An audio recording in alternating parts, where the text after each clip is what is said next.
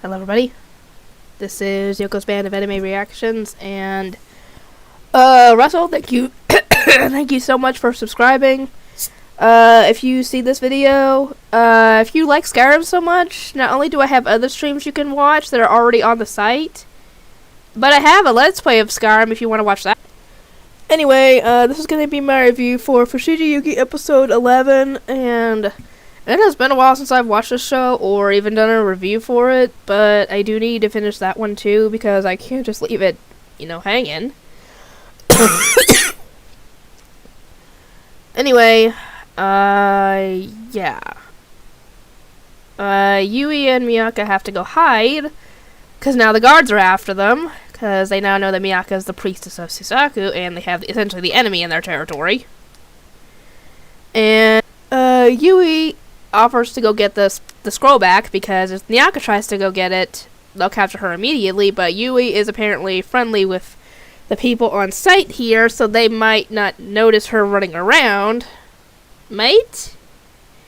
She's actually able to go get the scroll, but then the warrior, Nakago, essentially tells her that Miyaka doesn't care about her, and that she just essentially left her there in that world for 3 months with apparently something bad happening to her, and it didn't come back for her, essentially. It's essentially trying to turn her against Miyaka, and Yui goes to bring the scroll back after, Tamahome had met up with them, and she ends up seeing the two of them kissing. Normally you would think, so what? Yui doesn't really know Tamahome. All she knows about him is what she's read about him from the book when she was reading the book before. And that one little encounter they had before she was sent back to her world, It shouldn't matter. And Yui goes and tells them she's got the scroll and now they can get out of here. And as they're heading out, she has Miyaka go with her into a building and has Tamahome wait outside because she wants to show her something. Turns out that was a trap. They're now in the temple of Seiryu, and apparently other warriors of different priests cannot enter the thing, essentially because of the barrier.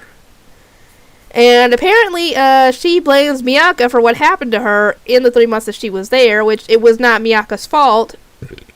Excuse me. Neither of them knew that they were going to be swapped like that, and Miyaka didn't know that apparently... Now, this is a spoiler for next episode, but apparently, when she took off her school uniform, when she got back to her world, she cut off the connection between the two, and she couldn't hear anything going on with Yui.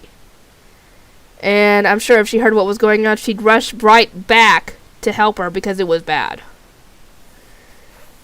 And she claims that she loves Tamahome more than Miyaka, which makes no sense to me because Miyaka's been around Tamahome a lot longer than Yui has, a lot more. And essentially, yeah, you hardly know anything about Tamahome, girl. You cannot claim to be in love with him. You hardly know the guy. Miyaka knows him more than you do. Heck, she's gotten to meet his family, for crying out loud. What have you gotten to do? Anyway, she essentially plans on having Miyaka killed. Oh, come on, really?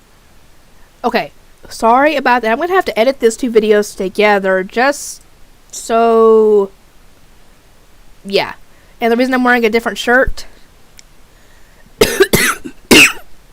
I got a call from my manager, letting me know that she wasn't sure if one of my coworkers was going to come into work today due to something that happened yesterday. And I was like, she asked me if I could cover her shift if she didn't come in. I was like, okay, what time does she work? She said 3 to close, and she said she'd call and let me know if she didn't show up. And she never called me, so I assumed that I don't have to go into work. So, yeah, I'm just now getting back to doing this. So, where did I leave off?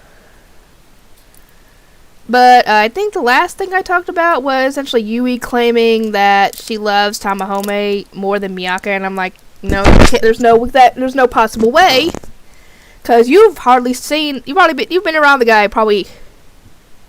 You were around him at first maybe 20-30 seconds before you got transported back. Ain't happening. And now, essentially, Miyaka is trapped in there, and she's Yui's trying to hurt her and all that. And Tamahome realizes that something's wrong, and he tries to get in there, but the barrier is keeping him out. That doesn't stop him. He somehow is able to get through the barrier. Don't ask me how. It's either his love for Miyaka, his power as a Zaku warrior, or I don't know. But he's able to get through, and he and the monk guy work on getting Miyaka out of there. But Nakago is now there as well, and he's defending Yui, and Tamahome tries to get Yui to come with them. Yui's not coming, obviously. As for what's going to happen now, we will see, because next episode's kind of making me... Sorry. And as for why...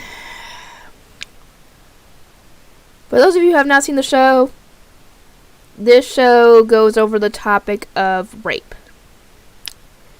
And not just once. Apparently, at least another time, it's mentioned in this show, both to the main characters. The main female characters. Hasn't happened to Miyaka yet, but apparently it supposedly happens in a future episode, and I don't know what episode that is. I haven't come up to it yet. And I've got to episode 16. So, yeah. That's what I am... I had started recording that episode, and I think that was when the storm hit, and the power had gone out. That, the big storm I thought was a tornado that had caused the branches to land on our house. I think that was when I was recording it, and... yeah, I had to re-record it after we got our power back and everything. And I was not looking forward to it because I didn't want to relive watching that. Anyway,